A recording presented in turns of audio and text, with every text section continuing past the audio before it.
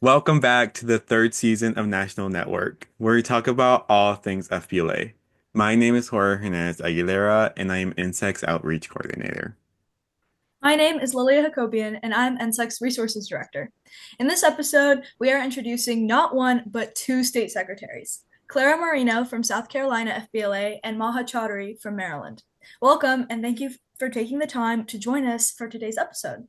So, why don't you two tell us a little bit about yourselves? Clara, you can go ahead, and then Maha. Hey, I'm Clara. I'm a senior in high school. I go to Dorman High School in South Carolina. I've been doing FBLA since freshman year. I love it so much. I'm our chapter president, and then I'm also state secretary. I'm Maha. I go to Riverdale High School in Howard County, Maryland. I'm a senior. I've been doing FBLA since freshman year. I'm my chapter's vice president of competitive events and then the former state secretary of Maryland. Yeah. These two state secretaries, former, current, whatever, they Mhm. each have their own journeys, and it all starts with their chapter. Maha comes from a large chapter, and Clara comes from a small chapter. In this episode, we will focus on how the size of your FBLA community affects your experience in the organization. So let's talk about how the interview will work. First, we'll ask you both the same question. Claire will answer first, and then Maha will follow. This way, our listeners can easily keep up with both of your experiences. And with that, let's start with the questions.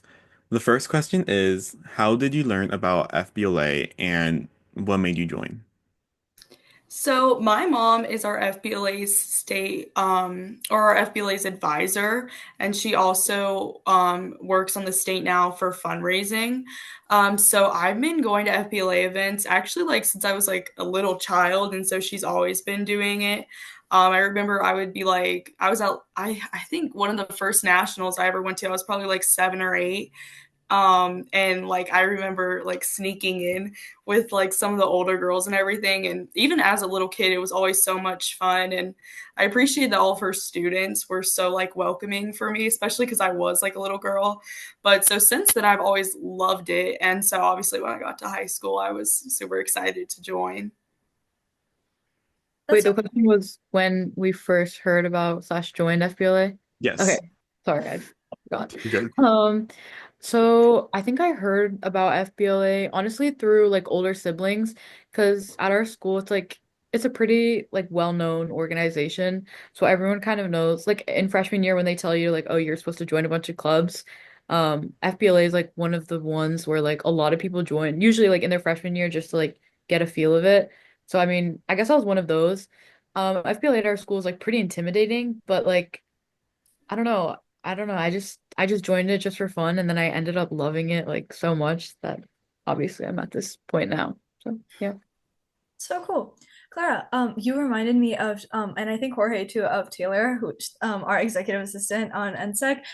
Her mom is also her advisor, and she also always tells us that she's been going to like nationals since she was like 7 or 8. So I love Yeah. that connection. That's so cool. Yeah, I love it. I will say, especially even on the state officer team, everyone like knew my mom.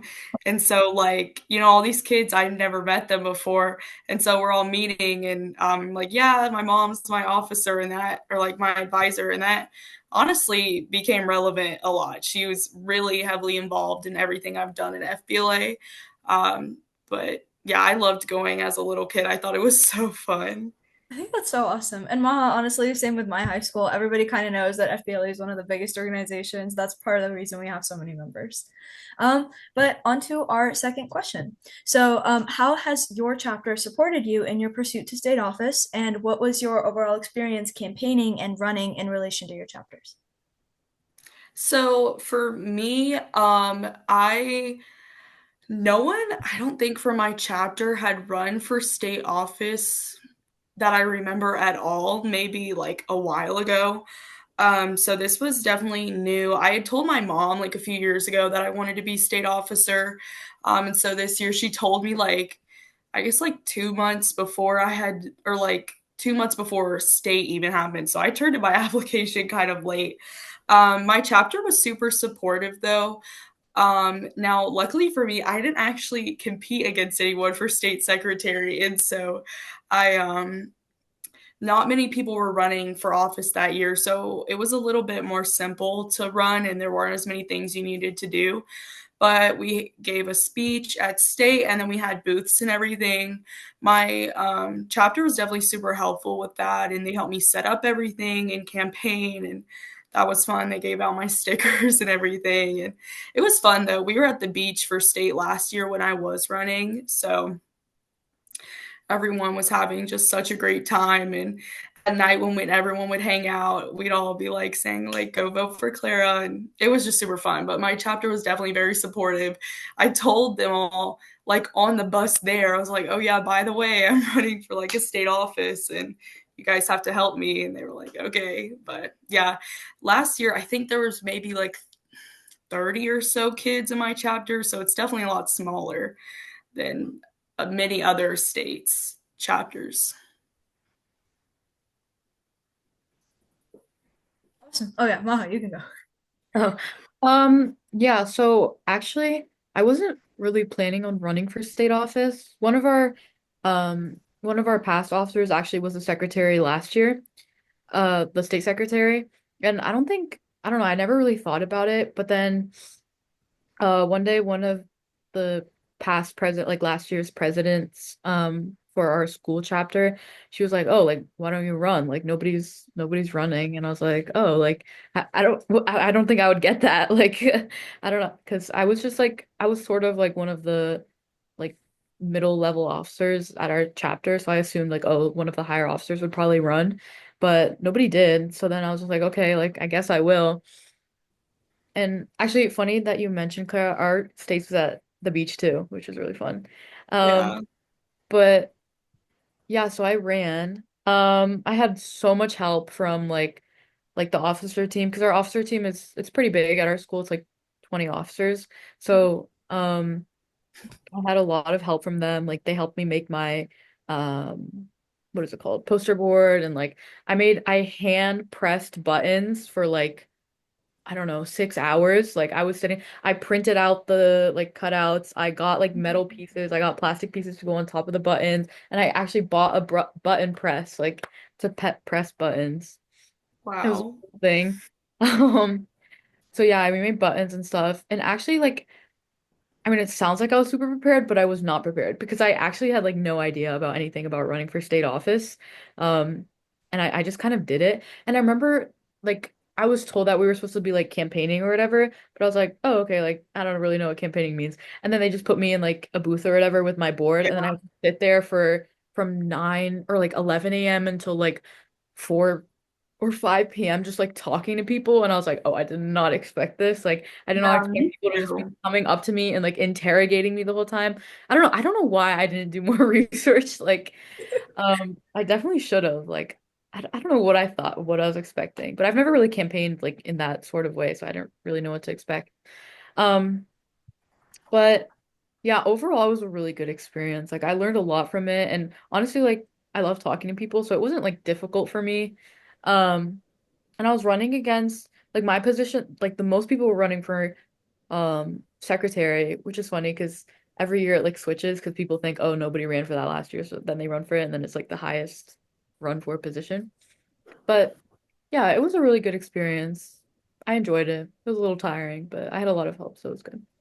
Yeah, I had the same kind of experience too. I went in completely blind. No Yeah. one from my chapter or anything had ever run. And so I didn't even really know what to do. My mom called one of her friends who does like merch and stuff for like the schools and was like, can you make her a poster like with 1 week notice and Yeah. everything? And it was, yeah, I can't imagine pressing all those buttons. So that would have been awful. Yeah, I submitted my application like literally the day of the deadline because I didn't even know I was running until like a week before. So then I had to scramble to get like, because you have to get signatures from like your principal, from like a bunch of teachers and stuff. So I was Yeah, like, yeah. I had to set up a meeting with my principal like 2 days before the deadline. I was like, can you please sign this? Like, please.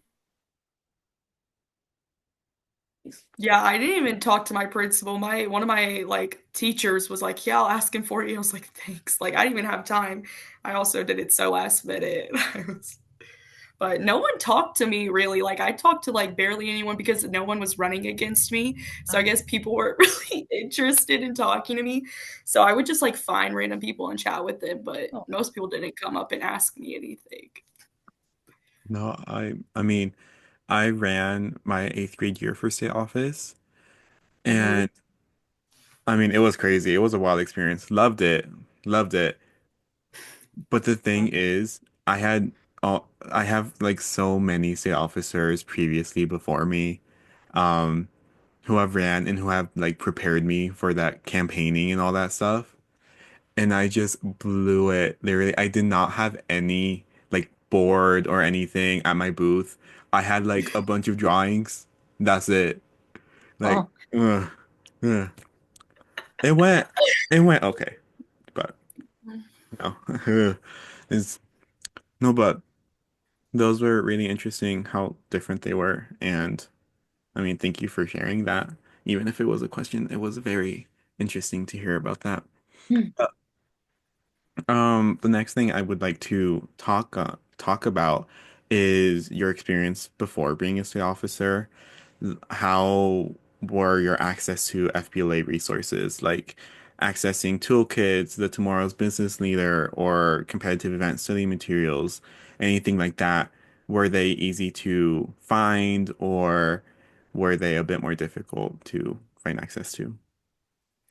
So for my chapter, again, it is just so small, like, and it's always been small. Honestly, this year is like the biggest it's probably been.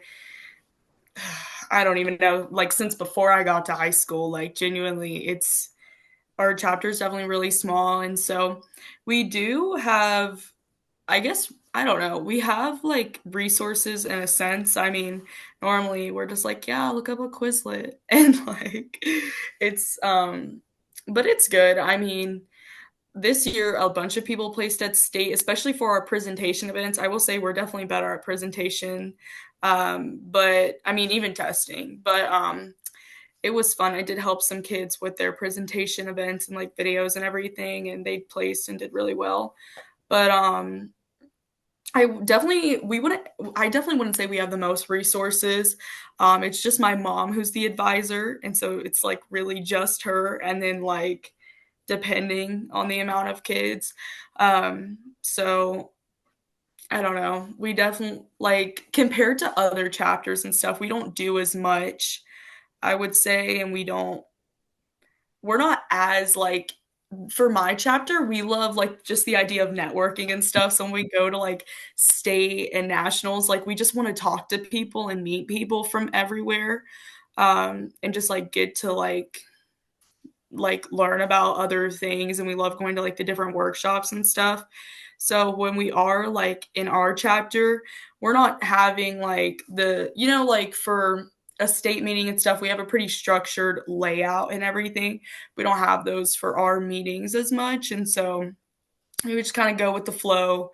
We kind of just list off things and we ask people if they have questions. And yeah.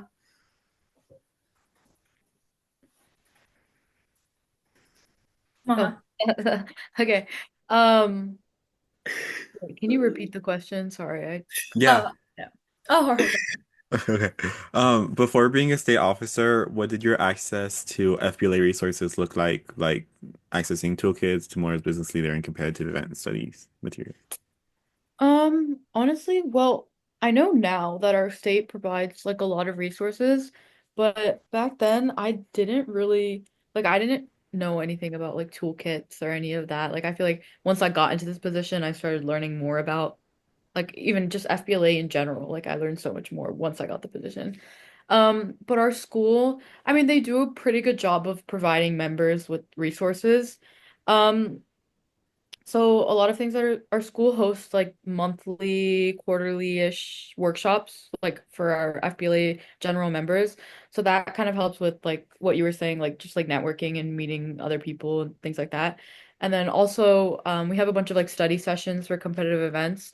And usually we have like upperclassmen or like officers paired up with underclassmen to like mentor them for their event. And usually like we have I mean, prepared our own like study guide resources. I mean, really, it's just been like over the years, like a bunch of the, because I think FPLA has been at our school for like over 20 years. So like we have a lot of like the past officers and stuff have prepared a lot of things for us.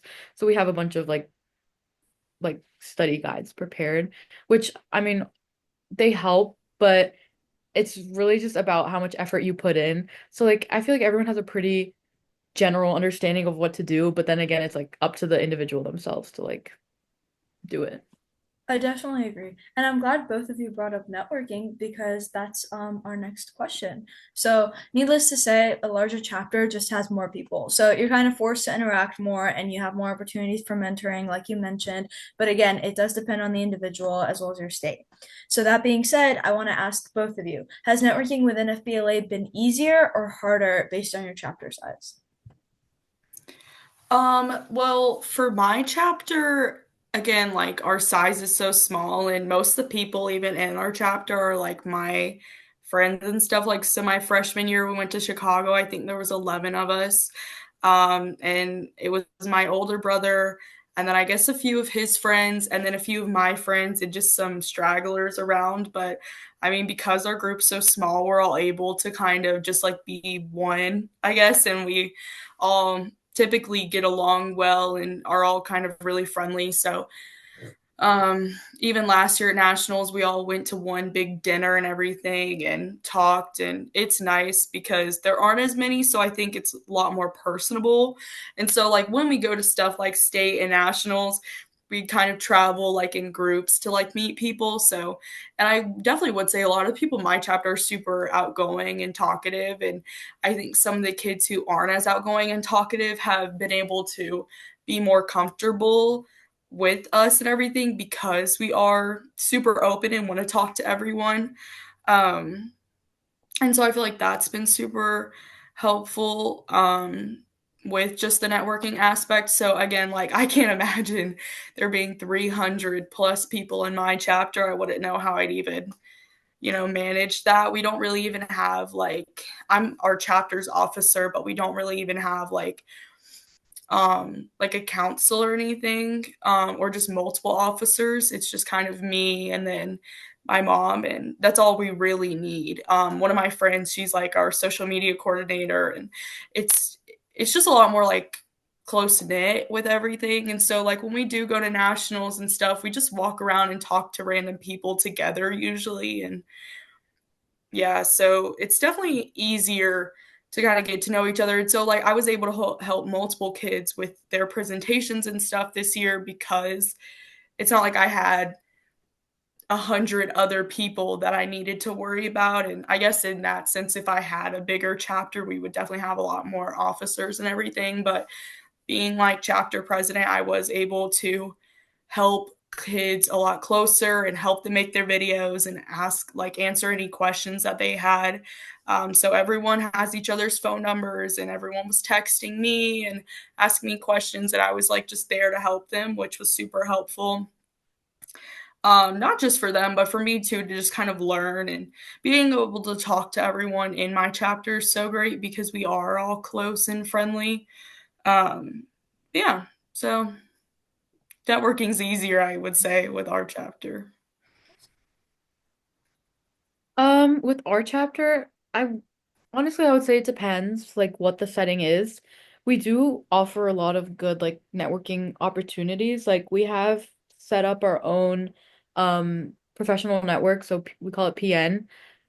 Just basically we've just like cold emailed like a bunch of local business owners and like a lot of the times it's like our parents or just people who are like in the community, and we host like PN luncheons where just adults come and talk to us. Like we talk to them, we tell them what we do, they tell us what they do. So that's like a really good opportunity that we have to network with adults. And at conferences, although like our chapter is really big, like obviously at conferences we don't have 300 people going to like nationals. So it is somewhat easier to like talk to new people and stuff. Like I mean there's definitely like it's pretty common for your friends to be in FBLA because there's so many people in our chapter that like usually you're with your friends. But most people are pretty like outgoing and ready to meet because we kind of like drill into everyone like what FBLA is really about. Like we want to meet new people, we want to sharpen our skills, like things like that. So we try to go out and talk to new people. Mhm. That's great. I love networking. Networking, state, nationals, so much fun. So much fun. I'm glad you guys enjoy it. Um, but our next question is, what misconceptions about small or large chapters have you encountered and would like to clarify? That's interesting actually.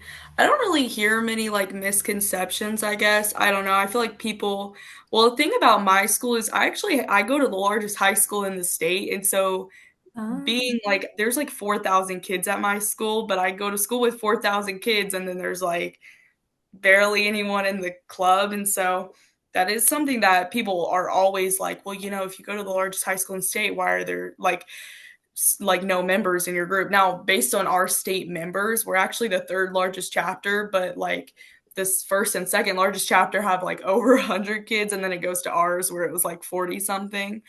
Um, but I guess because our school has, I mean, it's really large school, and so we have tons of other clubs and things that you can do in sports and everything, and so like a lot of people are joining those. I guess maybe a misconception though would be just about like money and everything. I'm so blessed I that was our just about to chapter, ask.